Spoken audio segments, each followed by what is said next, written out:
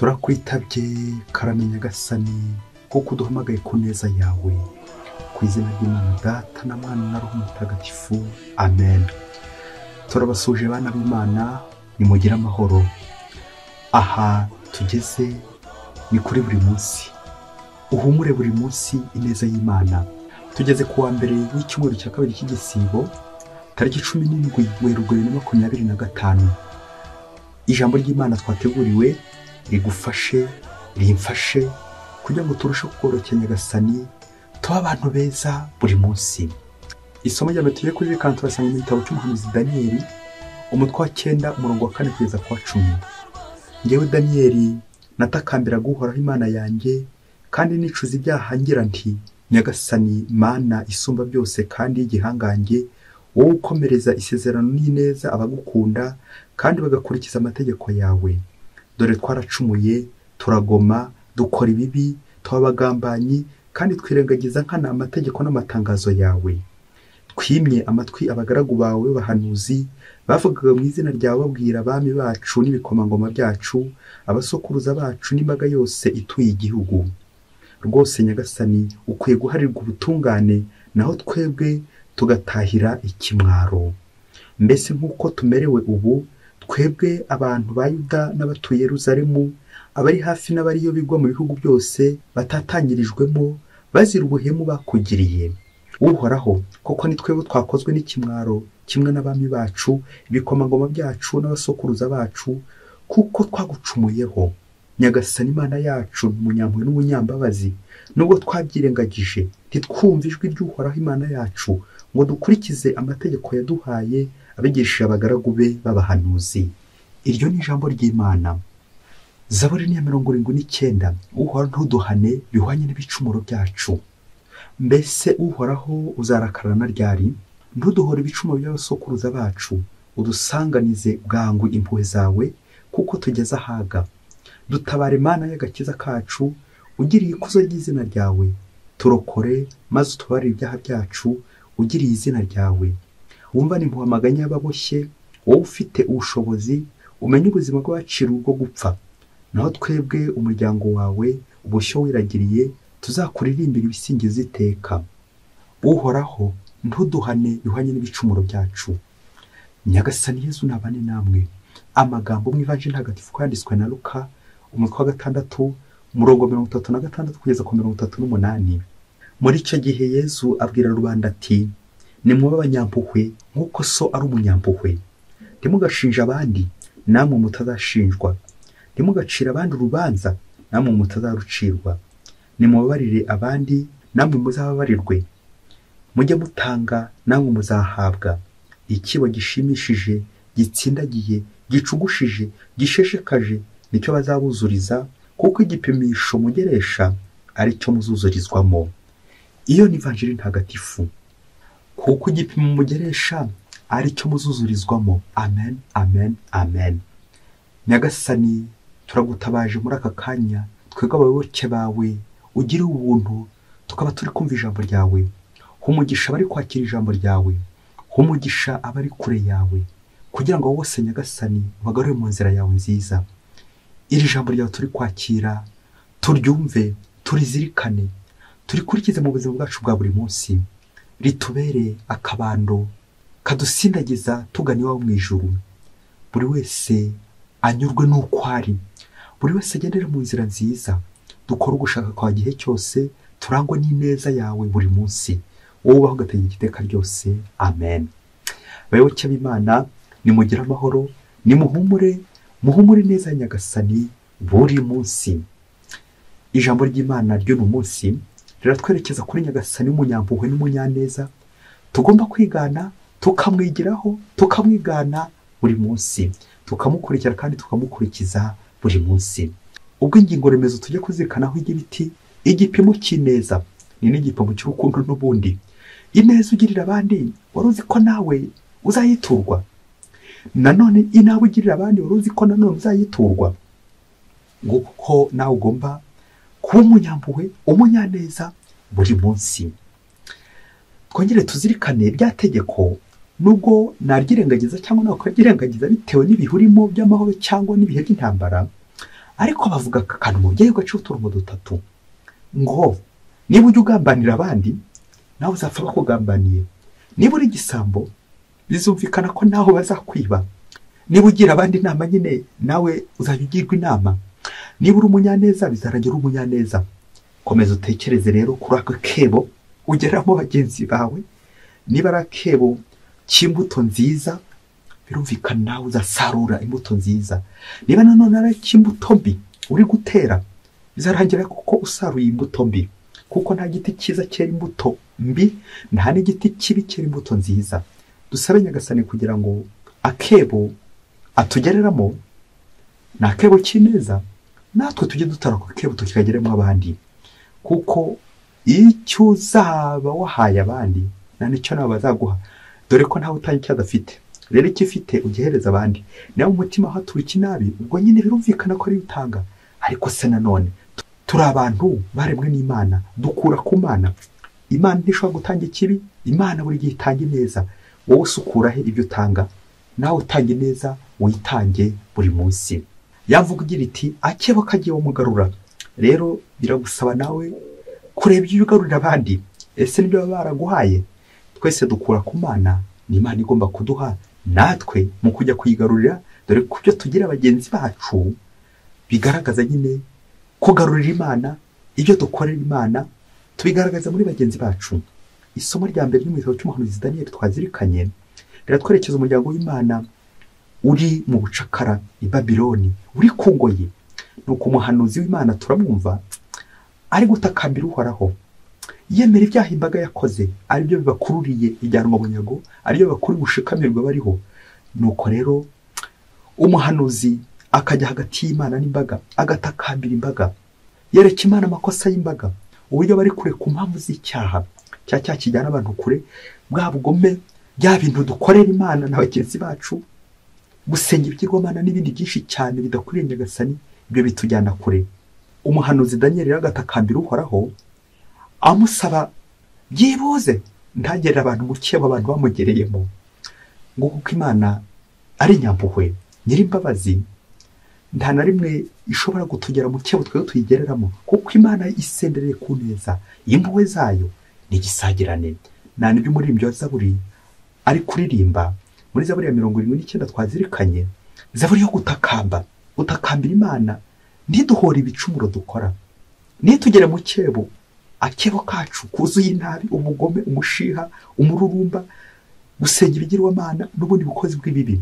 Tekereza nawe Nyagasani aramutse atwituye iyo nabi, Uhoraho ntuduhane bihwanye n'ibicumuro byacu. Amen, amen, amen. Naho ivanjiri y'uno munsi iratwerekeza none kuri za mpuhwe z'Imana zisendereye. Uhoraho n'umunyampuhwe n'umunyaneza, natwe Luka akadusaba kwigana Imana.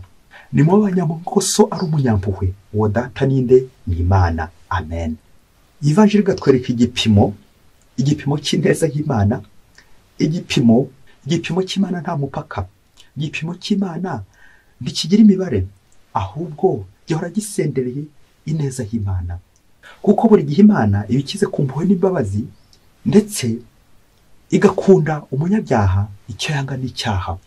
Twongere twegure ibipimo byacu natwe, aho tujya tugerera abandi uko kwihorera tugira, iyo nabi yacu, ubugome bwacu. Ese natwe nka rya sengesho rya Dawudi mu ijuru, aho Imana idusaba kubabarira abandi kuko n'Imana itubabarira, aho twahageza. Ivanjiri twerekeza ku ntumbero y'impuhwe z'Imana, y'imbabazi z'Imana tugomba kugeraho, bityo tukababarira nk'uko Imana itubabarira. Imana gutubabarira ibanza kubabara mu kintu cyacu, ikabazwa n'amafuti yacu, amakosa yacu, amanyanga yacu, ubugome bwacu. Nuko rero ikabiterura bikabibabaza, ikayishengura, hanyuma ikatubohora, igatubabarira, kuko nta kindi kiri ku Mana dukwiye usibye izo mpuhwe n'imbabazi. Ngibi bitubaho kenshi, twebwe kenshi dufite ibipimo byo kugenda tubara, uwaduhemukiye tukabara, uwadukoreye nabi tukamubara, uwaduciriyeho, uwadututse, byose tukagenda tubara. Tukaba dufite igipimo cyacu, agatebo kacu karimo amakosa y'abagenzi bacu, agatebo kacu tuzageramo bagenzi bacu karimo ibyo bagenzi bacu badukoreye nabi, byose tukagenda tubibara. ese niba uri kubibara uzabitwika cyangwa uzabitwikura, ubundi umwihimureho, ubundi umugirire nabi, ubundi umuhanagure, umwigirizeho ngana. Igipimo tugeramo abandi ni igipimo cy'ineza. Ivanjiri igatwerekeza ku buntu bw'Imana, ineza y'Imana. Natwe rero tugasaba kuba abantu beza nk'uko Imana umubyeyi wacu n'umunyamahoro umunyaneza, natwe tukagira abandi iyo neza Nyagasani yatugiriye. Akenshi turabara tukabara, ariko ikibabaje ni uko tuba turi kubara nyine amakosa y'abandi. Ni kangaho ujya ubara ineza y'Imana.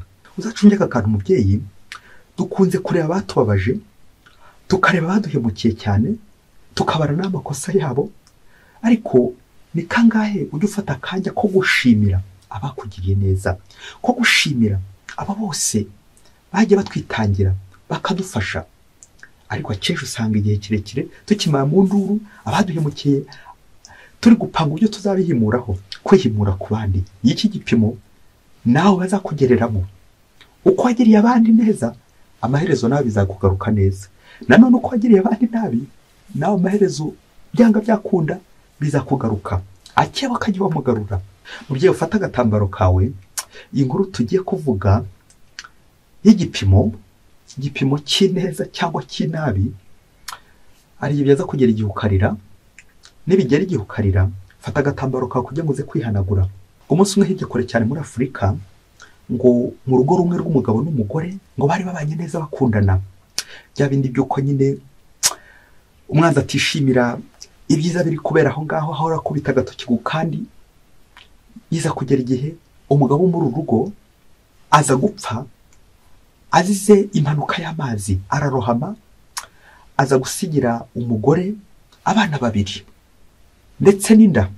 Rwa rugo rugira ishavu n'agahinda, wa mugore umupfakazi na za mfubyi basigara mu gahinda, dore ko uyu mugabo yapfuye abasize no mu nzu y'ikodi. Neza neza wa mugore amaze kubyara, atangiye gufata agatege, birumvikana yabuze agakoma nk'abandi babyeyi kuko nta rero mukamuha. Amaze gutora agatege, afata icyemezo cy'uko agiye gushaka akazi kugira ngo arebe icyo yakwishyura inzu, arebe n'uko yagaburira abana bakamererwa neza. Nuko wa mugore ngo aza gutungurwa aho ajyaga gushaka akazi. Ngo ahantu hose agiye gushaka akazi ku bapatro, agasanga bakora muri systeme, bajya kumuhemba bakamura muri systeme. Ngo iyo systeme yitwaga Mpanguhe. Urambe ikirange ngo iki giki, bapatro rero bakamushakaho ruswa, dore ko nyine bya bindi by'uko wakiriye ruswa nyine ahora ari umuswa.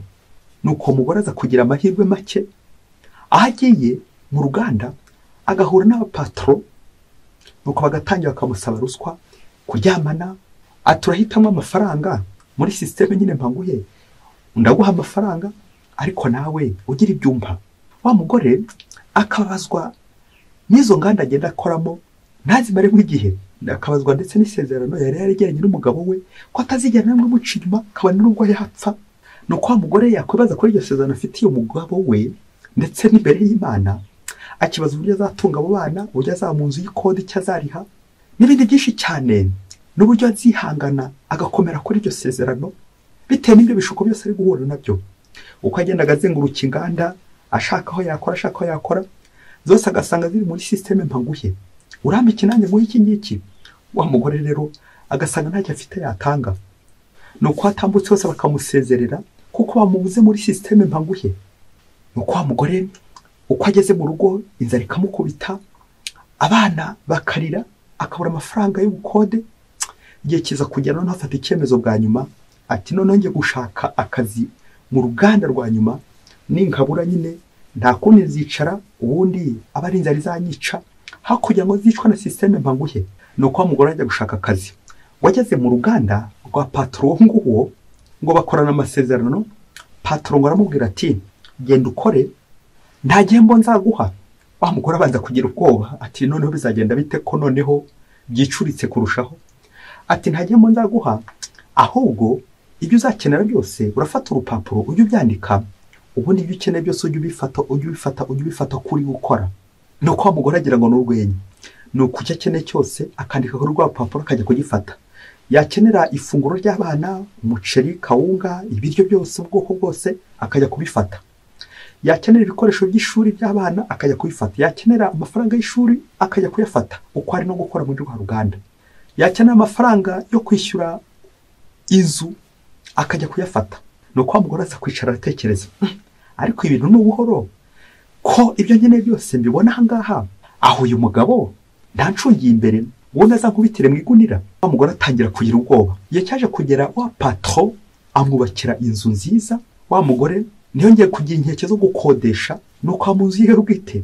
Noneho wa mugore ushaka kugira ubwoba. Igihe cyaje kugera wa mugore ubwo bamaze kumwica, yibaza niba umugabo nta handi amutegeye kuzamwishyuza byose yamukoreye. Nuko ajya muri biro ye aramubaza ati, mbabare nkubaze ikibazo kimwe gusa. Wa mugabo amutega amatwi, ese ibyo umaze kunkorera ndi gukora ku ideni, nzakwishyura ryari? Nzakwishyura iki? Nuko patron ngo aramusubiza ati, umva rero wa mugore we, sindanageza kuri kimwe cy'igihumbi cy'ibyo ngomba gukwishyura cy'imyenda ngurimo.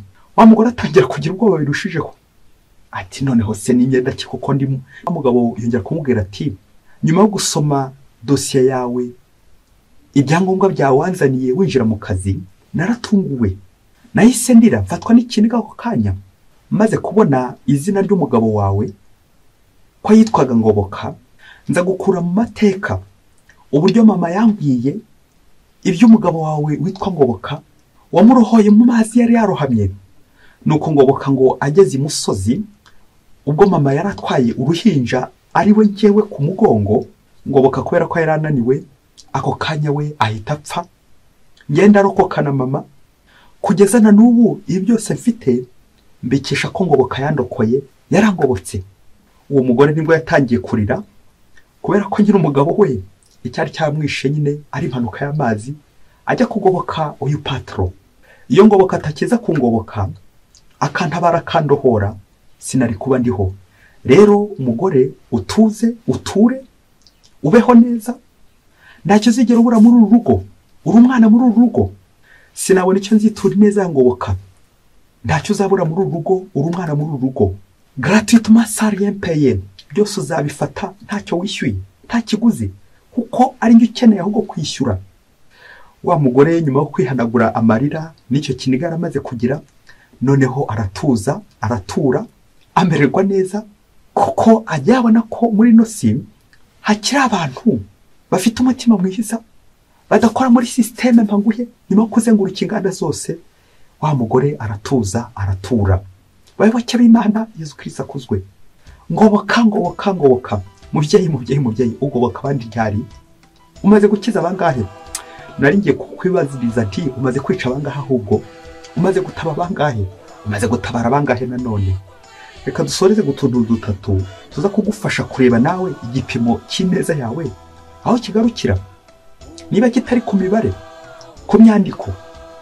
Icyambere, muri isi hadutse ibipimo, iminzani ibeshya, kugenda abantu dupimanya dukora za kariki, tubara ati nimukorera ikintu hazankora kiriya, nimuha iki kintu ntazampa kiriya, nimuha akazi nawe azampa ruswa, bikaza kurangira nyine ubaye umuswa. Dore ko umuntu wese urya ruswa nyine ahinduka umuswa. Utari muri systeme mpanguhe ntacyo tuvugana, ndaguha nanjye umpe. Niba akebo kagiye wamugarura, bizarangira biti ibyo bintu mwababyeyi mwe, kwebwe duturiye isi. Icya kabiri kwazirikana nitesha mutwe y'abakoresha bacu. Muri isi hadusaba patron, abakoresha, abashefu, neza systeme mpanguhe barayonse, nanjye kuvuga mu mashereka, barayonka barongera barayonka, yabakukiyemo. Itesha mutwe y'abapatron, wajya gushaka akazi aturabanza nk'iki urabanza nk'iki. Itesha mutwe y'abadukoresha, itesha mutwe y'abadukoresha amafuta amanyanga, neza ugasanga umuntu yarabuze amahoro, akabura ituze kubera abo baturanye, kubera abashefu bamuhoza ku nkeke. Nuko abakozi bakazishima gusa igihe patron atazaba hari, igihe umukoresha wabo adahari, ikindi gihe ahari bagahora ku nkeke, ntibazigera batuza. Muyobozi mukoresha, wowe ntushobora gutuza abantu nkuko Ngoboka atanga ituze. Patron ugatuza neza abakozi bawe aho bari, ati nimuture muhumure, uhumuriza bari muri kumwe, uhumuriza mukoresha. Igipimo cy'ihumure ku bakoresha bacu mwagishyize he. Icya gatatu tujya gusorezaho ni ukuzirikana ngo niba uri umuntu mwiza n'ubundi uzapfa uri umuntu mwiza uzagera nyine mu ijuru. niba n'umuntu mubi nanone nirinze kuvuga ko uzapfa nawe utaza kundakarira, ariko niko bizagenda. ni rya tegeko rigira riti inabi iraguherekeza, ineza ikagutanga imbere. nuko na muri iki cy'igisibo uragoboka abandi, imfubyi, abapfakazi, indembe, abababaye, ubahumurize, ubagirire neza buri munsi. mwese Imana ibahe umugisha. Imana Data na Mwana na Roho Mutagatifu. Amen. Padiri Masumbuko Ladislas wa Diyosezi ya Cyangugu.